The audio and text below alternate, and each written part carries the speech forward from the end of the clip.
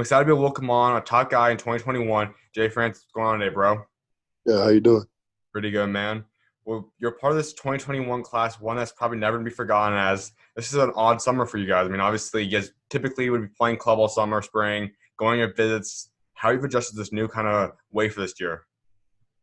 At first it was like kind of weird because just staying at home because everything was closed. But it's like as time went on, gyms started to open back up some more like private gyms and stuff. But I was lucky enough to have a basketball game in front of my house, so I always been working out. That's huge. And for you, we know that obviously this is heavy recruiting time. You're obviously going to commit probably sometime the next year or so. How are you kind of approaching this decision? Um, just trying to see, just weighing my options to see like which school fits me the best, where I'm gonna learn at the same time, as education too, and get a good education at the same time. Too. And I can imagine you wanted the club season, so you could probably get some more offers, maybe get your stock up higher. And I mean, you still do have a lot of offers. I mean, you still have schools like SMU, Houston, Tulsa, so on and so forth. What's one of the schools that's talking to you the most right now, though? Um, they're actually pretty much all of them has been like equally to me, but I think SFA has been talking to me for like the longest. Mm-hmm. Um, SFA and DePaul has been reaching out a lot, and I just got them last week. But like since the offer, like they have been reaching out a lot. So I say like SFA, DePaul, U of H,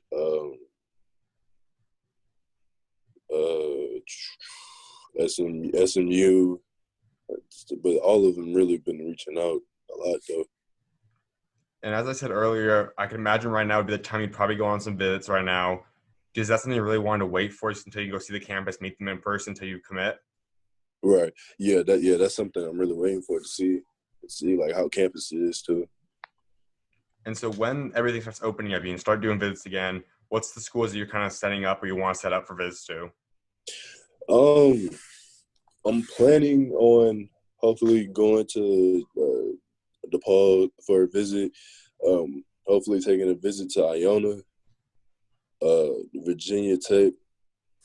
Uh, but I always, I visited U of H, SFA. Hmm. I visited Texas Southern, and yeah, that's pretty much it. Though. And you've been able to talk to a lot of these coaches now. What's the kind of personality? What kind of personality types are your favorite? What kind of coach do you want to be coached by? I want to be coached by a coach that actually like cares. Like I know all coaches like care, but it's Hmm. like I want like a coach that has like builds like a relationship with their players, like a strong relationship. And for you, you talk about some of those programs. Iona's an interesting one. Obviously, we know the new coaching staff going in there. What But kind of attraction is it to have a coach like Coach Patino there? it's actually really intriguing Hmm. because just say like all the stuff that he done won, a whole bunch of like national championships and stuff. So it's like I felt very honored when I got on the phone with him and got an offer from him. But I feel like me and him been building a good relationship also. So And Iona is an interesting school because obviously we know the backing of what happened obviously back at Louisville with Coach Pitino. And when you're a right. recruit, you're looking at someone like that or even a program for such as something like Oklahoma State, what they're going through now.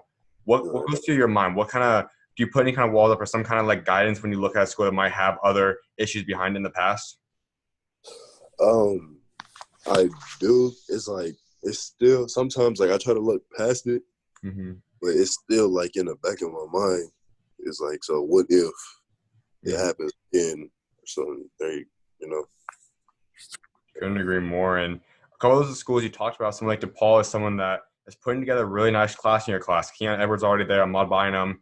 For you seeing when you ever see a class that has some talent already there, what kind of attraction is that to you?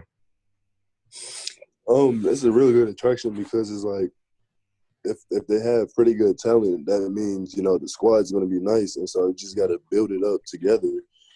Um, so yeah, that's pretty much it though. And as I said, sometime the next year you're probably going to be committing. Do you kind of have a time that you would like to be committed by? Um,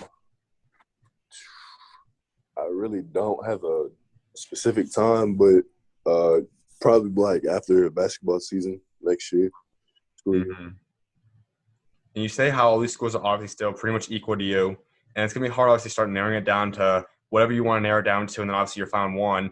What's it gonna take to get a school into your top 8, top 10, or whatever you want to list? Just a school that where I can see me like going in as a freshman. Obviously, you still have to work for a spot, Mm-hmm. but just for like me going in there and actually, for me, first of all, for coaches, have me like build a strong relationship with the coaches and have me trust them. So that's going to be like first and foremost. And then seeing how campus is, making sure like everything's is cool, like nice and stuff. Even though campus size really don't matter to me, it's just that make sure like it's a good friendly environment. I see myself going into. And there are a lot of things that obviously come into play throughout your commitment process. And one of them I think is the biggest one for a lot of guys at this point in time, especially 2020 class, is the pandemic going on, is all the social stuff going on right now. When you look at all that, is staying close to home, being somewhere in your family, does it have an impact to you? Uh, Not really. Not for me, it don't, because I have a big family, so I really have family all over. So it really doesn't affect me like that. That's huge. And I mean, you're obviously saying by, I mean, you're kind of raised in New Orleans. Now you're obviously out in Texas. What was it like growing up in New Orleans? It was actually I loved it. I miss it a lot though, but Mm-hmm. it was cool. It was cool. It's like it's not as big as Texas though. Mm-hmm. Not nearly as big. So I And had to get used to, just traveling far. mm-hmm. That's it. And as you said, I mean, you're obviously now in Texas. What's it like out here? How you adjusted to not playing the Texas game of basketball? Um, it wasn't really that hard because when I first came up here, I got thrown into the fire early because the first person team that I played with AU was with Coach Keith White and the Houston Hoop Stars, and so I was 14 at the time because I'm a grade above myself.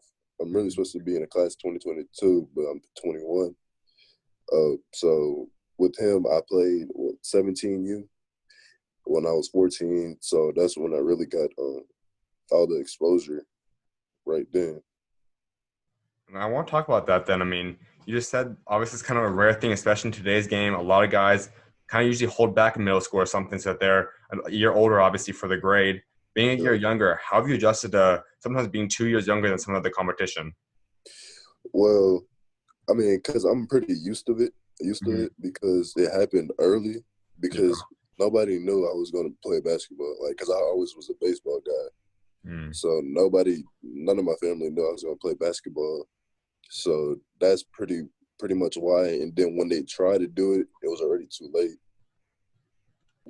And for you, we know there could be possibilities down the road of doing a lot of different opportunities now for basketball players. We see guys take obviously the G League route, go straight to the NBA possibly down the line, also possibly taking a post grad year. For you to get another year with that, would that be a possible thing instead of going to college?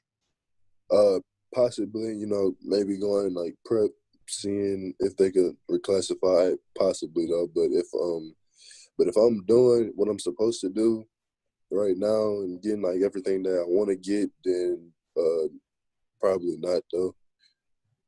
And you are a guy that is obviously an elite player. I'm sure there's some schools that have reached out to you about the possibility of transferring to a bigger prep school, a school that might play a national schedule.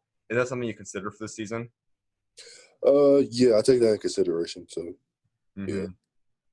And so let's talk about your past year. I mean, you obviously went to a school. You guys really had a big time year this year, 26-10. You led your team in a lot of things, but especially 6 blocks a game. You averaged a double-double. What would take us through the year?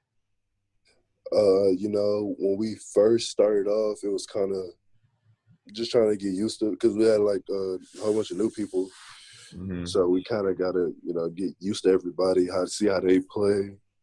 But as the year went on, it panned out really well because, we made it all the way to state, lost in state. But we all got along because my sophomore year, it like team was kind of shaky, even though we got along, but it wasn't really we didn't really have that bond. Like, but last year, I felt like we had a stronger bond than the year before. So that's why we made it all the way to state. And you have another year still of high school basketball. As I said, you have over 14 points a game, over 11 rebounds, 6 blocks a game. What's the next level for me? Those are big time numbers. What's your expectations? What do you think you're capable of averaging next season? Next year, I really should be averaging at least by, 17, 18, 20, hopefully.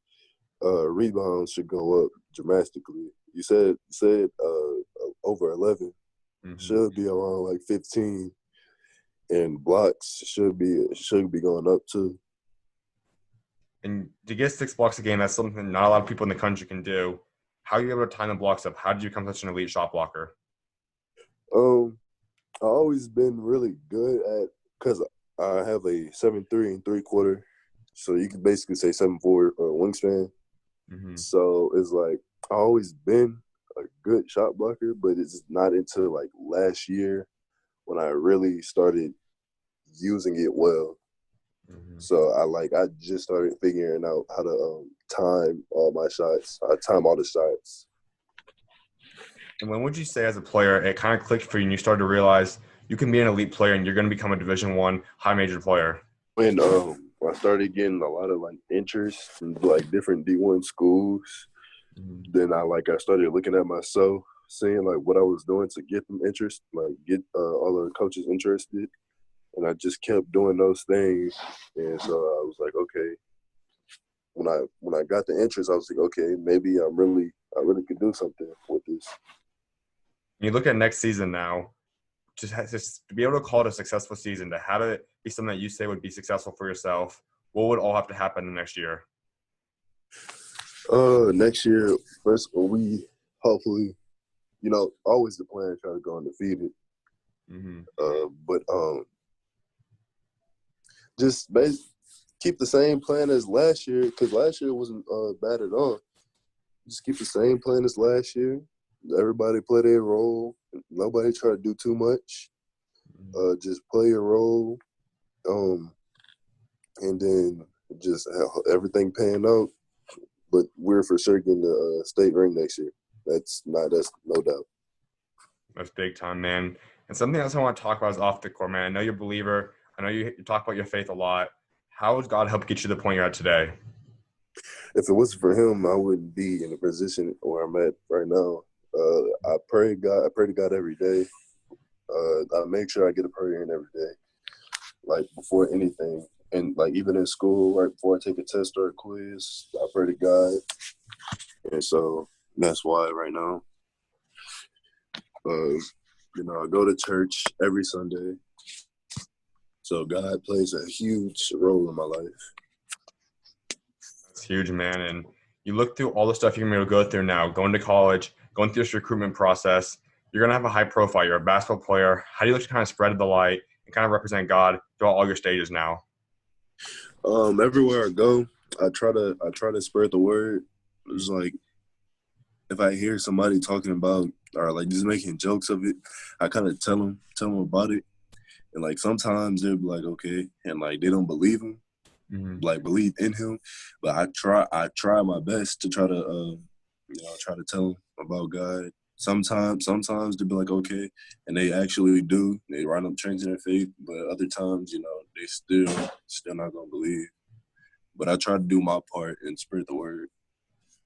That's huge, man. My last thing before I let you go is when you talk about what you're going to be able to accomplish both on and off the court, and what you want your legacy to be by the time you walk away from this game in the future, what do you want that to be? That every time I stepped on the court, I played hard, gave it my best. That's the main thing, right there. Absolutely, man. Well, I definitely appreciate you taking time to come on, my guy. I look forward to seeing what God's got in store for you next season. Yes, sir. Thank you. Anytime, man. You always welcome on, bro. God bless. All right, God bless.